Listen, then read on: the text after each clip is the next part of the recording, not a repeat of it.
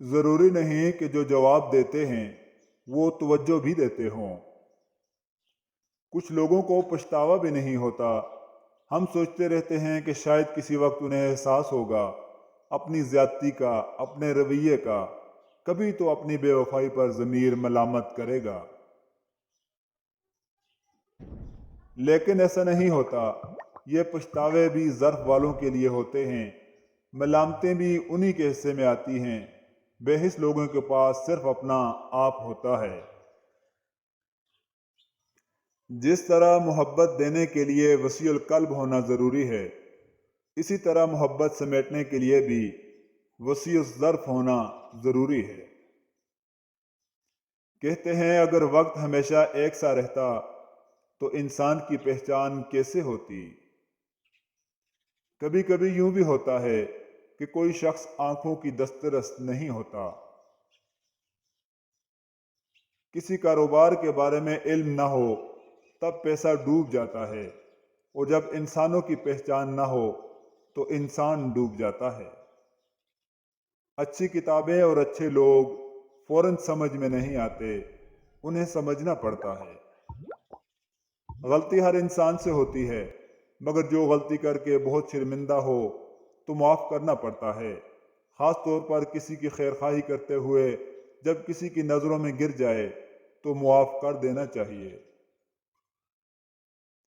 اس دنیا میں کوئی غروب آخری نہیں، ہر غروب کے لیے ایک نیا طلوع مقدر ہے، بشرط یہ ہے کہ آدمی اپنی شام کو واپس صبح میں تبدیل کرنے کا حوصلہ رکھتا ہو۔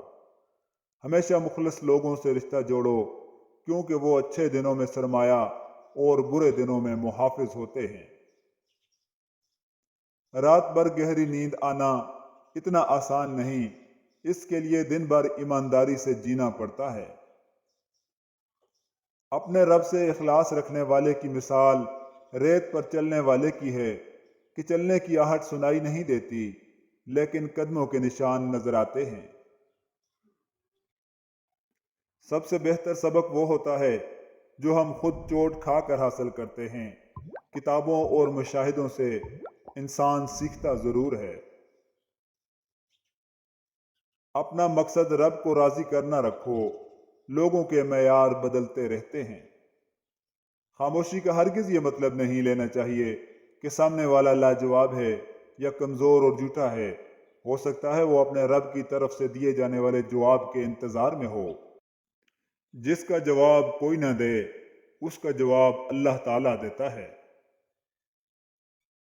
کمزور اور خواہشوں کے امیر انسانوں کو آزمانے سے بہتر ہے اپنا ضبط آزما لو۔ تحقیق کے مطابق جتنا دکھ انسانوں نے ایک دوسرے کو دیا ہے، اتنا دکھ قدرتی آفات نے انسانوں کو نہیں دیا۔ فاصلوں سے کوئی فرق نہیں پڑتا۔ جب یادیں خوشگوار ہوں تو اچھے لوگ دل کی دھڑکن کی طرح ہوتے ہیں جو ہمیشہ ساتھ رہتے ہیں۔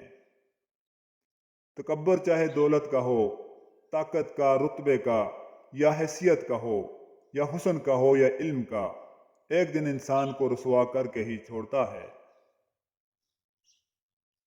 دنیا بہت عجیب جگہ ہے۔ یہاں جو 100 کلو گرام کی بوری اٹھا سکتا ہے وہ خرید نہیں سکتا، اور جو خرید سکتا ہے وہ اٹھا نہیں سکتا۔